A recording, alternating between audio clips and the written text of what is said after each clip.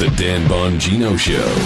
Get ready to hear the truth about America with your host, Dan Bongino. All right, welcome to the Dan Bongino Show. Producer Joe, how are you today? Oh, Dano, I'm in a good mood despite all the crap that's going on around us. Doing well, we had the best day ever yesterday. Yes, our most listened to day ever in the history of the Dan Bongino Show. So thank you very much.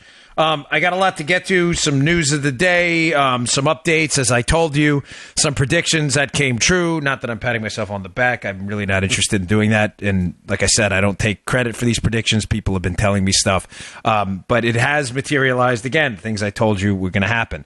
For instance, the leak, Joe, very convenient. Yes. Trump threatened to fire Bob Mueller. Wow, New York Times. That was convenient how that one came out. It's amazing how that happened. Breaking news, Joe.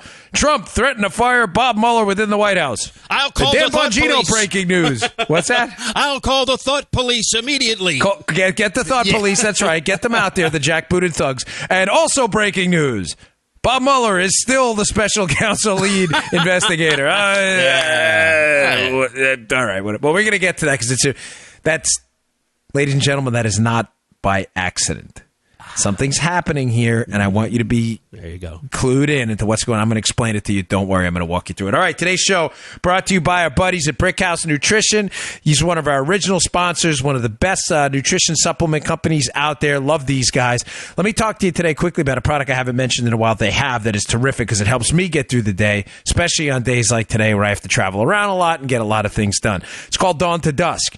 Joe loves this product. I love this product. We have busy days. Folks, the problem with these energy products out there today, whether it's the drinks or coffee or these energy pills people take, is one, a lot of them aren't even natural products. And secondly, you get these energy highs and then you get these lows and you bottom out and you're more exhausted than you were before you took the product. Well, these guys developed an energy pill that lasts all day. Gives you about 10 hours of energy. It's a nice, smooth elevation in your mood, in your energy level. People love this product. I haven't mentioned it in a while because Field of Green's been doing so well. But this is one of their best-selling products. It's called Dawn to Dusk. It's available at brickhousenutrition.com/Dan. That's brickhousenutrition.com/Dan. Give it a shot, Dawn to Dusk. You're a pilot. I bring that up because I got a lot of email feedback from a pilot, a friend of the show's, a police officer, military, working parents. You need that energy to get through the day? This is your product. Go give it a shot, Dawn to Dusk. You're going to love it. The reviews on this product are absolutely spectacular. Boost your energy, boost your mood. Give it a shot, Dawn to Dusk. brickhousenutrition.com/Dan. Okay. Here's what's going on, folks. Before we get to the Mueller thing, because it's going to tie into the story I'm giving you now, because remember, all of this stuff is interrelated into this web they're trying to weave. The memo, the Devin Nunes memo, which I described yesterday on the show, which is going to lay out the scheme I described for you yesterday, where they used both foreign entities and accumulated data by the NSA, the Obama team, that is, to spy on the Trump team. Mm-hmm. Keep that in mind. I had this conversation last night. I'm sitting on the couch with my wife after a hit I did on the Hannity show. And my wife said, Dan, what I like about what you're doing here is keep it focused on the big picture. Because, Joe, as you know, this is a very complicated case. Yes. And I walk you into the weeds because understanding the weeds are necessary to understanding the larger story, but understanding the larger story is only buttressed by being in the weeds. You can still understand it. Obama spied on Trump. Everything we're doing is trying to prove that point, okay? So that's why I'm doing it the way I am. Constantly remember, Obama spied on Trump. That's what this information I'm presenting to you on the show. We're building that house, okay? Now, the memo describes the scheme. The scheme is this. The scheme was Obama used the NSA and the FBI to tap into the database they have of emails and phone records. They did not have probable cause, as I laid out yesterday, of a crime or of a violation that worthy of the FISA courts, probable cause that they were acting on behalf of a foreign agent, any of these Trump team people. So what did they do? They did reverse targeting, where they targeted people on foreign soil, not having constitutional protections, knowing they were talking to Trump people. In other words, they reverse targeted. They really didn't target the foreign folks. They were targeting the Trump people. Mm-hmm. The Obama team then unmasked these people. The Obama team used their powers to unmask, quote, U.S. persons, right? Or U.S. officials, and put names to them so they could spread the information to the media and their congressional allies to go after Trump during the election and set up these nonsensical Logan Act violations. Yesterday's show walks you through this in detail. Okay, now that we're there. The memo, the Nunes memo, describes this. So the swamp is in a full panic. And when I say the swamp, I'm not just talking about Democrats, folks. There are Republicans who are freaking out about this, too. One specific United States senator who is intimately involved in the dossier, Senator John McCain and his staff. They don't want any of this out there either. One of his staffers who has been requested his presence up on the Hill to discuss his role in meeting with Christopher Steele, the spy, British spy, who is involved with the dossier. And I'll get to that in a little bit, too. Now, they've developed, remember, we're talking about Obama spying on Trump, a memo that's about to be released by Devin Nunes, the head of the House Intelligence Committee here, that describes what happened. It is going to devastate the Democrats. It is going to destroy the Democrats because they are now going to be the party of the police state, knowing that Obama used the police state to spy on Trump. And the Democrats are now inventing various narratives to stop the release of the memo. This is important. We have seen in the last few days a series of disingenuous false narratives released to stop the release of the memo that are not working. So as one flounders, they move on to the next. This is going to tie into the Fire Mueller story in a minute. Narrative number one, which we discussed in the show 2 days ago, was the Adam Schiff, who is the swampiest of slimiest swamp rats. This guy is disgusting. He is a filthy human being. He is the ranking Democrat in House Intel. He is a police state tyrant, make no mistake. He is the lead scoundrel fighting the release of... Scoundrel, is that even a word anymore? Well, scoundrel. You scoundrel. I mean, he's the lead scoundrel fighting the release of this memo because he's protecting the police state and the image of Barack Obama as a good guy, which is about to be annihilated. So his first theory out there that he threw out there to try and distract everyone, which of course the media jumped on, was the release the memo hashtag on Twitter, Joe, was all Russian bots. Yeah. We're all Russians, but like the modern day McCarthyism. Joe, if you tweeted release the memo, you're a Russian bot. Well, that was debunked almost immediately, even by left-wing outlets that showed that, of course, it's very easy to do Twitter and social media back-end analytics. Twitter and Facebook figured out, Joe, unsurprisingly to anyone, that it was actually Americans who were tweeting release the memo who want government transparency. Oh my gosh, shocking to Democrats that, Republicans and rank and file working class American citizens want some government transparency. I know Adam Schiff wants to protect the police state and all, but now keep in mind, Joe, you have to understand this, folks. Remember, Obama spied on Trump. Yeah. The Democrats need to cover it up. The memo is going to expose them for what they are. Police state tyrants who spied on Trump. Schiff is the lead protector right now of the police state. He has to lie publicly to make this memo disappear. So first was release the memo as a Russian bot thing. He knows it's a lie, by the way, because Schiff, the big of a scoundrel as he is not stupid. Do not underestimate the man. He is tactically trying to be very smart here. He then moved on to, we are going to release a counter memo that is going to show that this is a partisan document and, in fact, not true and is designed to mislead you. Now, Andy McCarthy has a terrific piece, as he always does, at National Review. And Andy's a straight shooter. Andy does not... Yes. I'm a little more emotional than Andy is. Andy's a lawyer. He was a DOJ lawyer. He's been involved in some significant terrorism cases. He's a brilliant guy. I know Andy personally. He's a wonderful guy personally as well.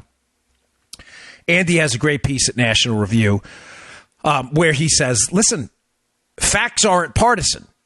If you release the memo, Joe, it's either true or not. Mm-hmm. In other words, did this stuff in the memo happen or didn't it? A partisan opinion would be something like, saying, well, this is a neoconservative approach to foreign policy, and here's why I feel the way I do. And, there may be another way to say that. Well, here's a liberal approach to foreign policy, here's an isolationist approach, and you're all going to bring a certain series of facts to the table that'll buttress your argument. The memo That's not what this is, folks. Yes, it will be released by Republicans. Nobody's disputing that. But the stuff either happened or it didn't. Either we accessed the metadata and spied on Trump's emails and his team's phone conversations, or we didn't. Do you really think Devin Nunes is going to put his professional reputation on the line by saying things happened that didn't happen? Again, Obama spied on Trump. The memo is going to show that. The Democrats and their media buddies and some swamp rat Republicans are absolutely committed to making this memo go away. Story number 1, Russian bots, that disappeared. Story number 2, oh, this is nothing but a partisan document. There are no such things as partisan facts. There are only partisan people who want to say facts are partisan.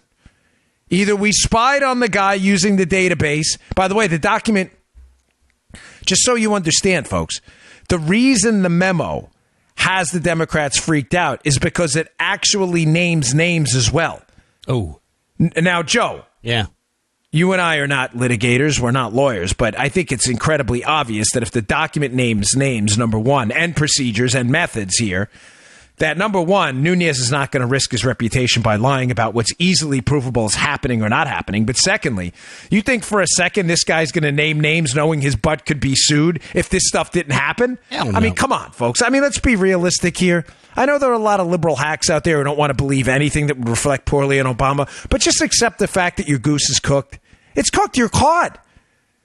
This is your Watergate. Matter of fact, my humble opinion, I think it's a measure worse. Yeah. This is your war. Folks, listen, libs, take the Ipecac. You know Ipecac, right? Remember when you know what that is, right, Joe? Yeah. If you swallowed a poison, they'd give you Ipecac syrup, which is gross and make you throw up. Just take the Ipecac. Take the Ipecac. It's coming. Folks, have no fear. Everybody emailed me and said, oh, why are you not so worried about people coming out in handcuffs? That's not what I'm saying. They may very well be arrested. I'm just telling you, folks, justice is coming in some form. There is no way to hide what happened.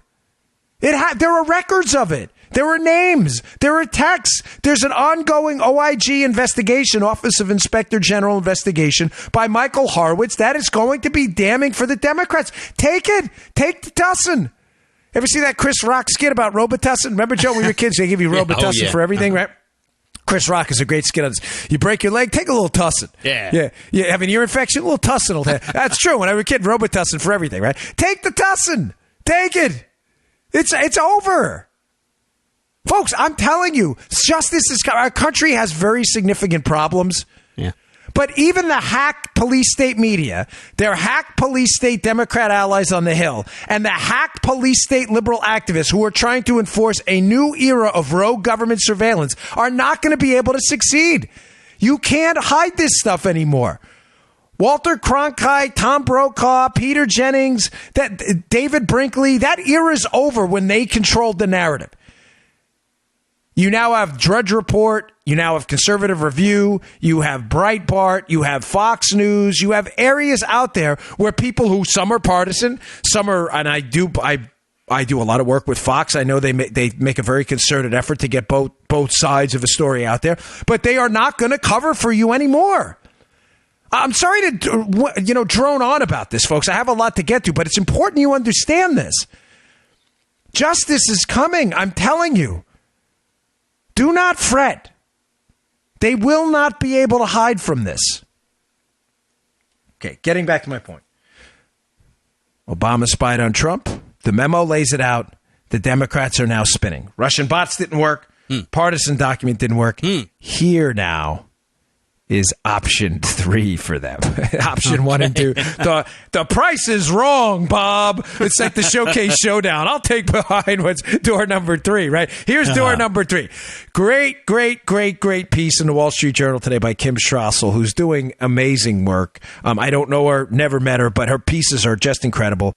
I will link to it today in the show notes at Bongino.com. Please subscribe to my show notes, folks. It'll make it so much easier for you to source this case. I put it together 5, 6, 7 stories a day that are not necessarily from today, but stories you need to read to follow this case and what's going on. Please subscribe to my show notes. Bongino.com. There's a big link there to subscribe to the email list. The email list, by the way, Joe, I didn't even tell you, is absolutely exploding. Oh, yeah. And I think it's because we're providing really relevant material. I will provide the latest Potomac Watch article by Kim Strassel at the Wall Street Journal, which describes option number 3. And option number 3, Joe, is going to be interference by Trump here. Shaggy! Here's option number 3. So here's what they're doing now, and Strassel lays this out brilliantly. A lot of you have emailed me and said, why is the Department of Justice, led by Jeff Sessions, a Trump appointee and a good man, why is the Department of Justice now sending a memo to Nunes and the committee saying, do not release the memo until we see it? Have you seen this story, Joe? No, I haven't. The DOJ, guy named Boyd at DOJ, sent a memo a few days ago, and there's a story in the show notes about this, with the Strassel story. Read it. And the memo says, guys, ladies on House Intel, whatever, do not release this memo. We need to see it first. We need to go. Now, a lot of people have emailed me and said, Dan, I don't get it. If the DOJ is led by Sessions, what is going on here? Why is the Department of Justice telling Nunes not to release a memo, which you're telling us is going to clearly lay out this entire Obama spied on Trump scandal and the corruption that went on? Folks, you have to remember a couple things here. The DOJ, Jeff Sessions, the Attorney General, the head of the Department of Justice, is formally recused from this. He's not recused from Uranium One, in contrast to what a Republican congressman disingenuously put out there a while ago. But he's recused from this. Sessions is not involved with the special investigation. Rod Rosenstein is. Rod Rosenstein is knee-deep in all of this.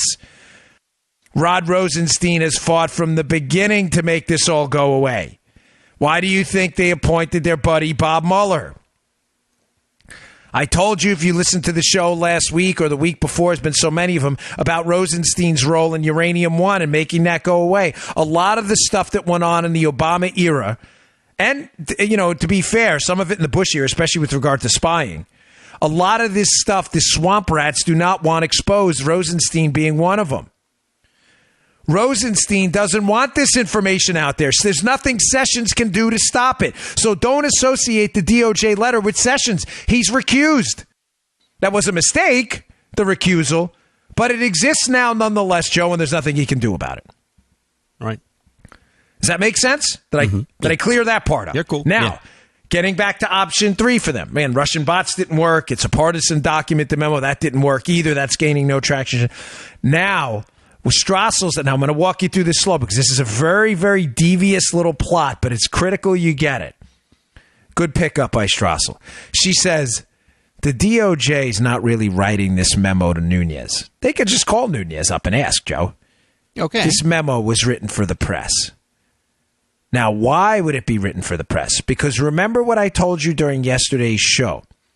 The whole purpose to the unmasking of U.S. persons, air quotes, that were being spied on using reverse targeting by the Trump team. Because, Joe, a legitimate question, as I said during yesterday's show, is who cares? If they were reverse targeting, in other words, targeting foreign officials, but really only targeting them so they could listen in on the U.S. people they were talking to, why need the names? You already know the reverse targeting. If I know Joe's talking to a Russian and I listen in on the Russian knowing he's talking to Joe because I'm really interested in Joe, not the Russian, who cares if I have the name? I know it's Joe. Yeah. And I said to you during yesterday's show, the whole purpose of the unmasking was to attach a name for the purpose of a narrative in the media. The media needs the names, not the people listed. You get what I'm saying, Joe? Yeah. The media, and in other words, all of what happened, the Obama spying scandal, Obamagate, was all done to feed information to the media to drive a narrative that Trump was corrupt and colluded with the Russians. They used the Logan Act and the collusion narrative to drive this narrative in the event Trump was elected so that they could impeach him. Because I've told you, impeachment is not... Folks, listen, I know what the Constitution says, but make no mistake, impeachment is a political, not a criminal process. Everybody's committed a crime at some point. Impeachment is a political process to drive down political capital, to wound a president so much that they can have him impeached based on his lack of political capital to fight back. The effort to drive the collusion Logan Act narrative through the media by attaching names to it was an effort to drive down Trump's political capital and approval so low that in the incredibly unlikely event that he got elected, which he did, it would be quick removal no matter what. And Pence would be in fear of doing anything. I like the way you explain that. Yes. Does it make sense? Yeah. Okay, good. Because, Joe, you are the formal audience ombudsman. Yeah, that was good. Now, this memo, getting back to the memo here, the DOJ memo. The reason the DOJ memo was written and they didn't just pay a visitor a call, well, there maybe have to be some formal, but the reason it was the press got a hold of this thing right away is they're trying to send hey, Joe, I'm going to give you you see the wink and a nod I'm giving you? Oh, yeah, Dan. Hey, Joe. I'm giving Joe a goofy wink and a nod. It was a goofy wink and a nod to the media that here is our third line of attack to stop the memo. The third line of attack is we're going to release this memo saying to Nunez, hey, there's some stuff in here that could be damaging to national security. And wink, wink, nod, nod. The president's reading this too. And if the president doesn't fail to refuses to stop this, Joe. In other words, if the president signs off on releasing this memo, Joe, what's going to be? What are they going to move right on to? Obstruction of justice. The president's interfering in the Trump-Russia investigation by letting this information get out. Thousands of Americans would die. And thousands of Americans will die, as always. Play that again. Give us an encore. Thousands of Americans would die.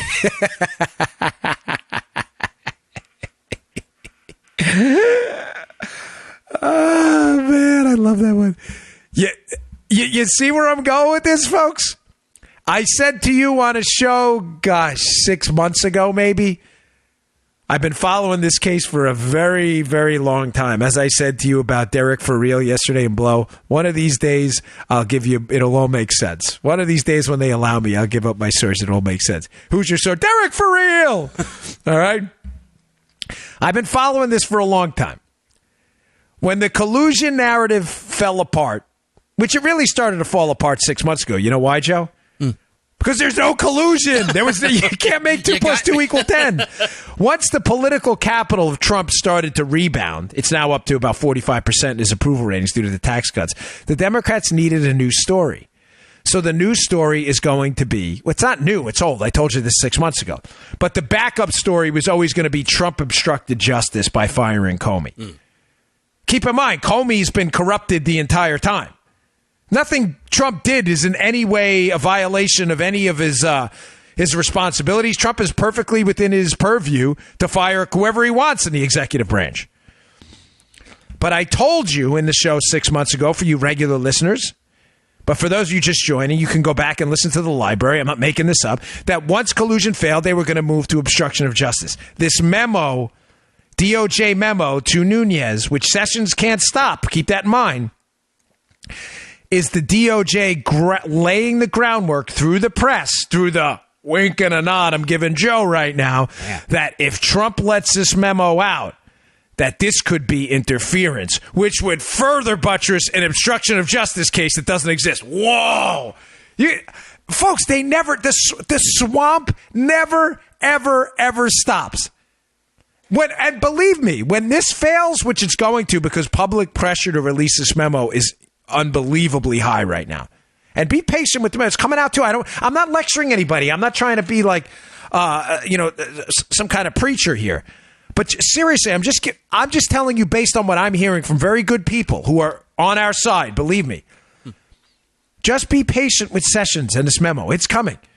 There is a procedure here.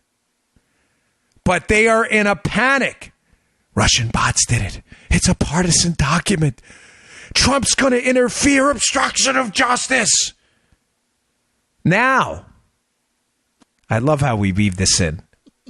I do. I know that you should. Self-praise thinks. I get it.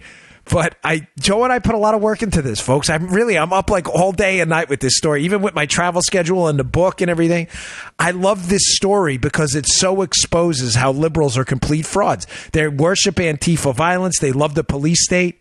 This is what they do. And this story is going to expose them for all they are and all they've ever been. Police state tyrants.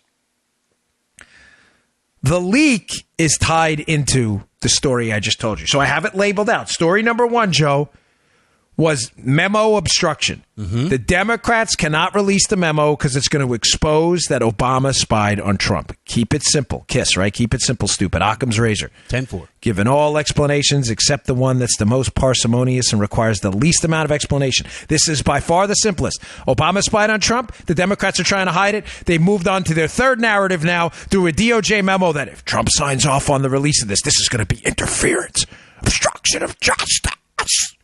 Get him. Release the hounds. Now, that third narrative ties directly into the leak, which again, we predicted on Monday's show, that you will now see a series of Bob Mueller special counsel leaks to distract from the memo. Because this is what Bob Mueller's team does. Now, all of a sudden, keep in mind, we're talking about something that allegedly happened 7 months ago that inside White House sources say never happened and Trump adamantly denies. Now, all of a sudden, you have a leak from Maggie Haberman at the New York Times, who is a known partisan hack. I would not trust Maggie Haberman if she told me, the sky's blue. I would double check it. The New York Times, just to be clear, the same New York Times, which reported that Trump was being wiretapped in Trump Tower, and then when Trump tweeted he was being wiretapped, wrote pieces about how Trump was crazy. Folks, this actually happened. The same New York Times that reported to their credible source that Carter Page's visit to Moscow started the the Trump investigation by the FBI. And then reported just a few months ago that all that was garbage, that it was George Papadopoulos' meeting with Alexander Downer in a London bar. Both stories can't be true. But the New York Times sees no irony at all that their sources are telling them two different stories and they're reporting on it. Are you like a crazy person? Yes, you are like a crazy person. This is the same New York Times that is now telling us a story yesterday, Joe, bombshell. 7 months ago, Trump threatened to fire Bob Mueller. Elizabeth, I'm coming for you. This is it. Their breaking news is that, by the way, Trump threatened to fire Mueller. Anonymous sources have said this. Joe, breaking news here. Mueller's not fired. Yeah. What? So the story here is what? That Trump, in his internal by the way, Trump's denying all of this, and so are inside White House sources that any of this conversation even happened. But even if it did happen, what's the problem? Mueller is involved in a special counsel investigation into Trump for a crime that never happened. And all of a sudden, the New York Times bombshell is that 7 months ago, someone said, hey, you know what? We may need to fire this guy. I got to tell you, I believe the Trump team because of the sourcing on his Maggie Haberman, which says to me it didn't happen. But even if it did, I'm being serious, Joe. I don't get it. What's the problem? Me and you have said on this show that Mueller should have been fired. Yeah. The Trump team would be insane to not discuss the expanding Mueller investigation into things entirely unrelated to his assignment. I would be disappointed in the Trump team if they didn't discuss getting rid of Mueller. Sure. Yeah. I don't get it. That's your bombshell? Now, keep in mind, I'm going to tie this together here.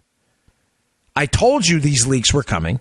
The first leak was at the interviewed sessions, which is a non-story. Okay, I don't even know why that was a story. Neither. The second leak, this is going to be the fire Mueller leak.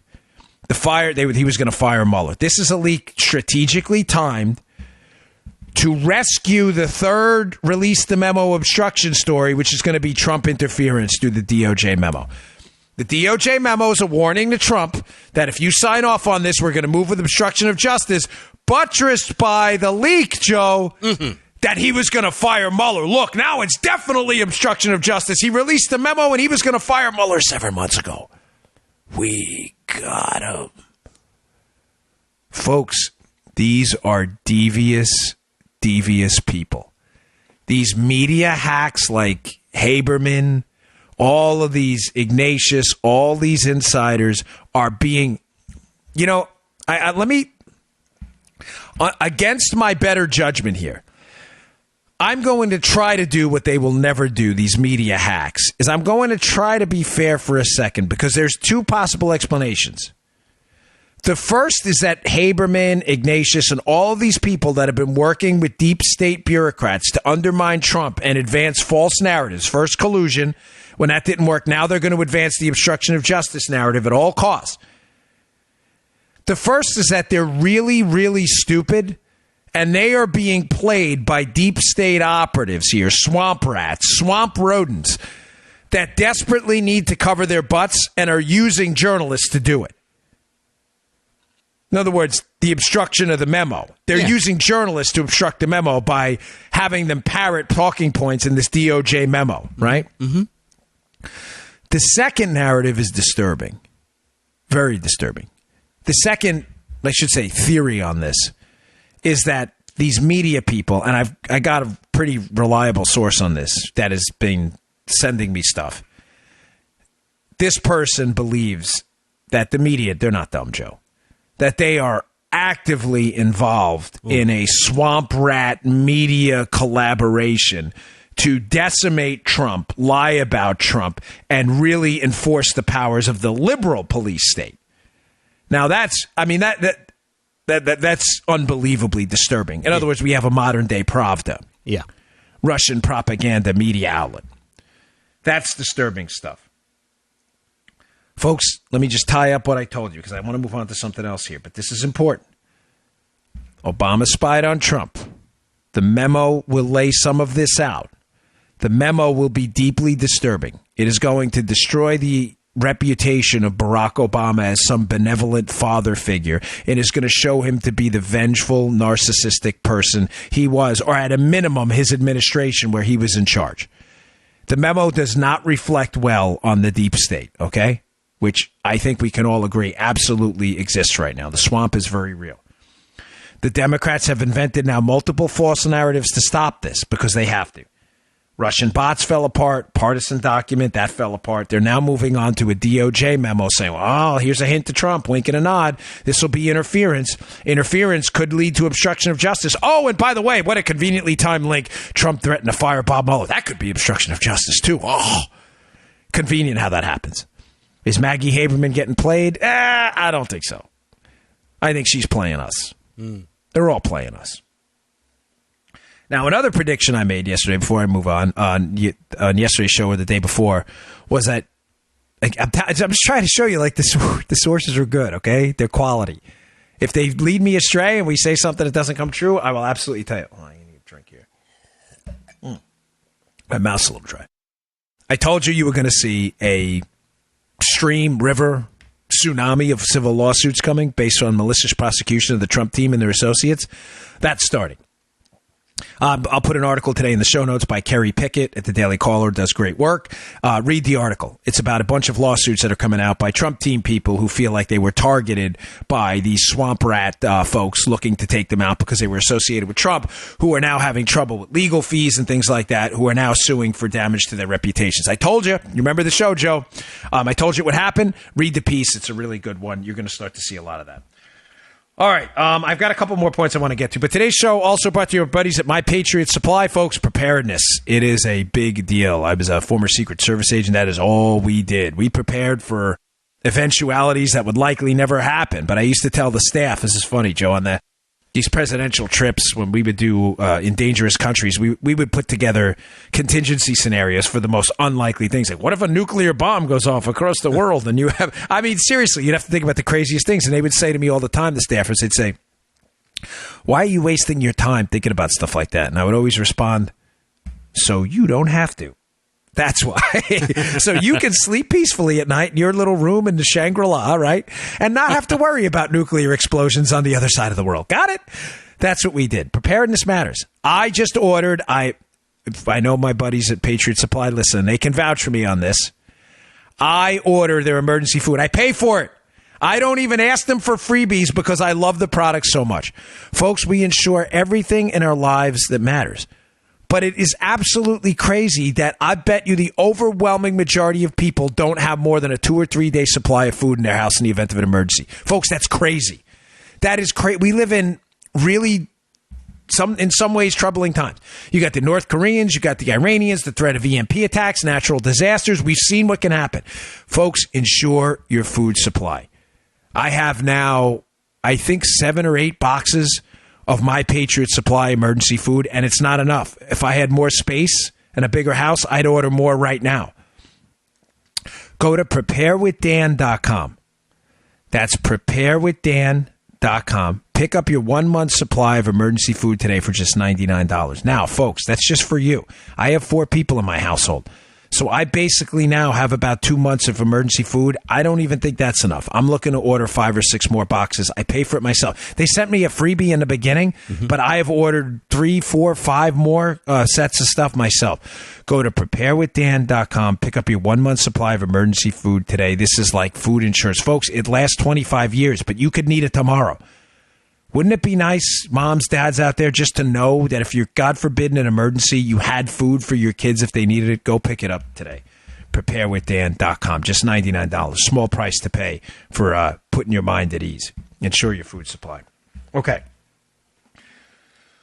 Another point on this I wanted to bring up. Breaking yesterday. The release of these new Peter Strzok, Lisa Page text messages. Strzok is the number 2 in counter intel under Bill Priestep at the FBI. Peter Strzok is intimately involved in the critical investigation of Hillary's email. He is also involved in the interview of Mike Flynn. Matter of fact, Peter Strzok is there for the interview of General Flynn. And third, he's also involved in the Bob Mueller special counsel. This is a big-time inside baseball player with the FBI on the Trump spying scandal. He knows exactly what's going on. He's having an affair with a lawyer named Lisa Page, works within the FBI, who is also involved in this. And these 2 buffoons sent text messages on open phones back and forth over the period of a year, which have been uncovered. And I told you they'd be uncovered. And now the text messages are leaking out in droves pursuant to the OIG, Office of Inspector General, investigation of what happened. The messages are damning. There are 2 specific messages that jumped out to me yesterday, Joe, that absolutely have to be addressed because of the troubling nature of what was in them. At one point, February 25th of 2016, Strzok and Page are texting back and forth. And in those texts, Strzok and Page are worried. They're talking about Hillary's email investigation and how they're going to have to interview Hillary. And they're talking about how dangerous it would be to go in, quote, loaded for bear. In other words, if we go in there really hard on Hillary Clinton, what are the consequences going to be? Now, what's interesting is at the end of one of these series of tweets, they worry if she's going to know it's more DOJ than FBI. Now, this has been interpreted 2 different ways, and I absolutely believe in the Trey Gowdy interpretation I heard last night on Fox, and others are saying this too. The first interpretation of that, more is she going to think it's more DOJ than FBI, Joe, is if we go in there hard on Hillary in this interview about her emails, is she going to think the DOJ was asking us to do it or the FBI, and therefore if she gets elected president, is she going to punish us? Right. Do you see what I'm saying? Yeah. You see where I'm going with this? Mm-hmm. More DOJ than FBI could be a punishment thing. I don't buy that. Gowdy, who's seen this and is an experienced federal prosecutor, Gowdy put out last night on Fox, and I agree with him, Joe, theory number 2, the deuce. Just like ate my mic there, as Joe saw. Mm-hmm. Which is pretty gross, by the way. Theory number 2 on the more DOJ than FBI is that Strzok, who is now the number 2 in counter intel, who's unquestionably a climber, in other words, aggressively looking to promote himself in his career, that this may have been the exact opposite.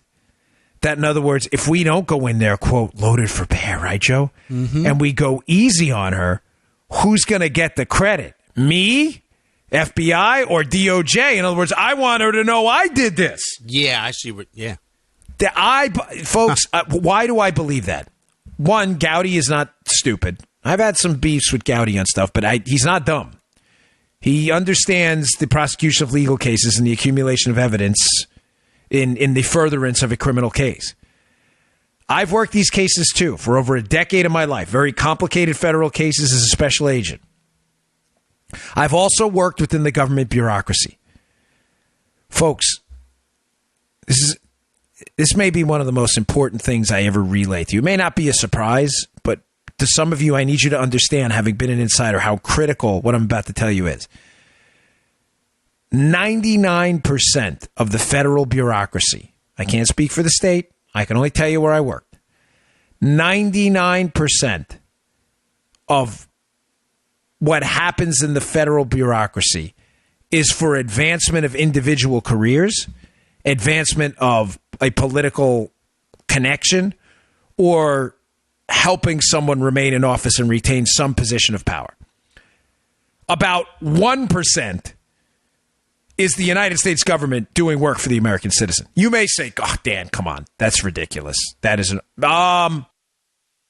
No, it's not. I'm giving them the 1% to be generous. It may actually be 0.001%. My experience in the federal government is, and I'm not saying there's not a component of, in other words, in the Secret Service, of course, people want to keep the president alive, and there are a lot of good people there. But a lot of what people do is done to advance their own careers.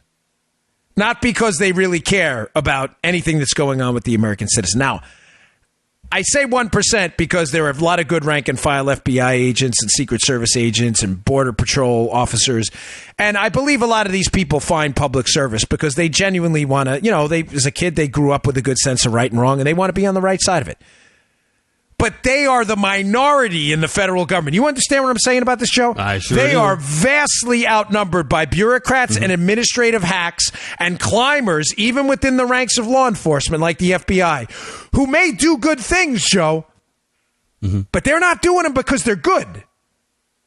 They're doing them because they're good for their careers. Does that make sense? Oh, yeah. Folks, I lived it. I saw it every single day of my life. I mean, I don't even. Let me just leave it at that because I don't want to. But yeah.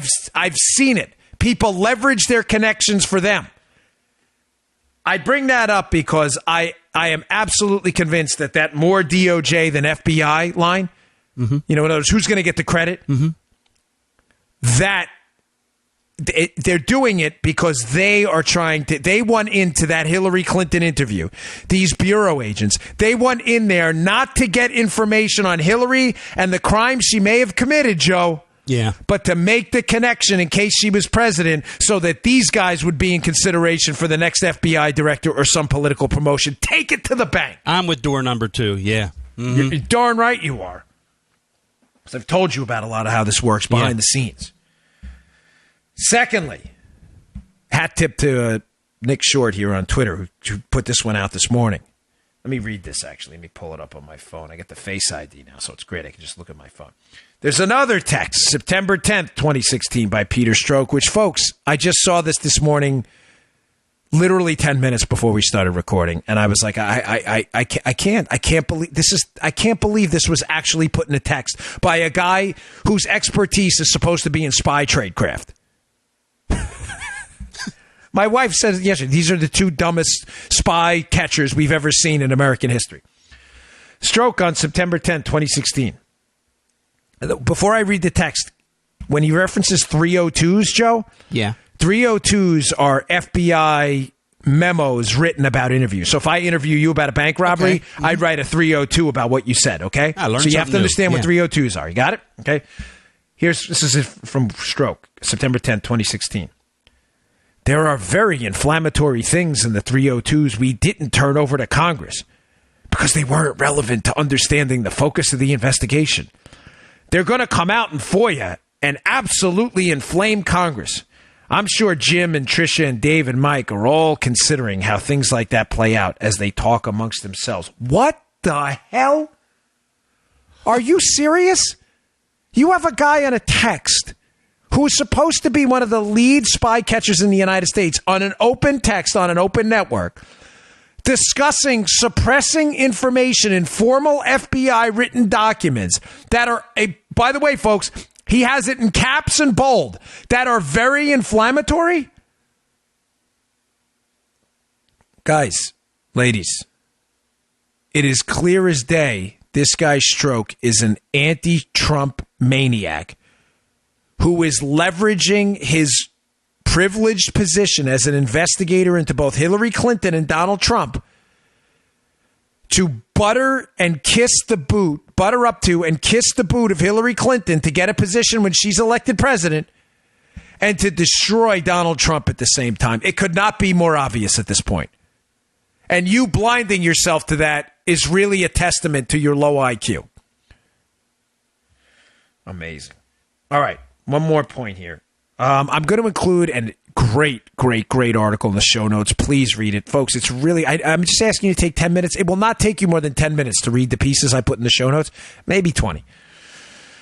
But there's a great piece in the New York Post by Paul Sperry about, which is leading me down an interesting path here. The gist of the piece is that the Fusion GPS dossier may not have, in fact, been controlled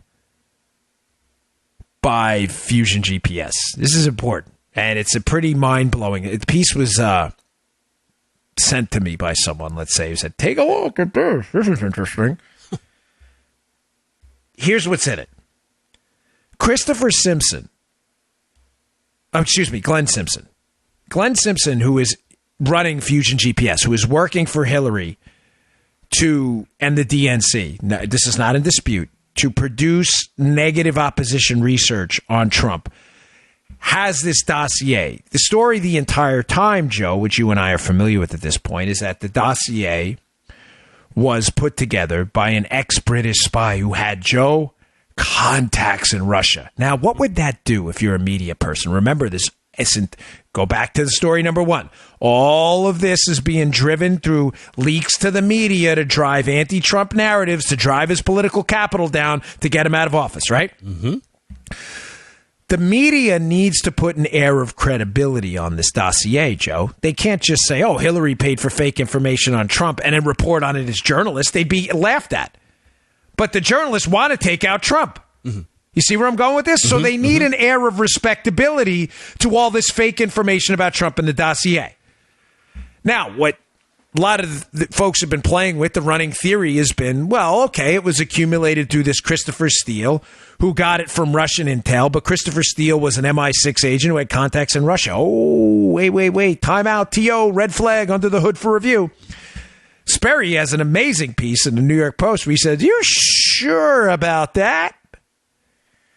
Because he shows that it wasn't, in fact, Christopher Steele who was paying those Russian contacts for the information. And remember, don't forget this, Joseph. The media needs that to be true because it lends an air of respectability to the information, right? Oh, a British agent? Oh, my gosh. Sperry's piece is pretty incredible because Sperry says it wasn't him. It was Simpson directly, who was being paid by Hillary to contact this guy named Ed Baumgartner, who was the source of a lot of this Russian intelligence that turned out to be fake later. Ladies and gentlemen, why does that matter? Because, again, if the dossier is used and sworn to in court by FBI agents as a means to spy on Trump in a FISA warrant, to cover their tracks in a spying scandal, and now the information that was once attributed to a connected British agent is now been added to the dossier by nothing more than Glenn Simpson himself, who's working for Hillary, you have a complete hijacking of the FBI and the entire DOJ. Let me read you a quick line from this piece, but read the whole thing. It's damning. Turns out at one point, Simpson in his testimony, Simpson, who's working for Hillary, Fusion GPS, talks about how there were primary subcontractors used to get the information, Joe. Now, It was always assumed that those subcontractors were working for Steele, the British agent. That's important. Right. They need credibility. But here's a line from the Sperry piece. But it turns out the primary subcontractor worked not for Steele, but for Simpson at Washington-based Fusion GPS, and he contributed key material for the investigation of Trump underwritten by the Clinton campaign. His name is Edward Baumgartner, a British national who speaks fluent Russian and runs a PR shop out of London, and who spent 2016 tweeting his forceful opposition to Trump candidacy. Oh, that stings. Float like a butterfly, sting like a darn bee. That one hurts. So now you've got a dossier. The media needed Steele to be real, man. Because there you go. Oh, a British agent, man. MI6 guy was like James Bond. Look at him. Now he's more like Inspector Gadget. Because now the money trail's being traced to a PR rep out of London who hated Trump the entire time, whose information may have been used to spy on the Trump team and sworn to. Holy crikeys. What the hell is going on here, folks? Again, just to tie it all together back to number one. Obama spied on Trump. The memo is going to expose it. The swamp is in a panic. They used the media the entire time to drive down Trump's approval ratings through phony, made-up, disingenuous charges on Flynn, through phony narratives about collusion. They are now going to desperately try obstruction, but the real obstructionists and the real colluders were the Democrats the entire time. It's devastating stuff. All right, one last thing, because I know this Trump story has been so encompassing the show, and I know you're interested in it, but I do want to cover some things going on just quickly here in the news.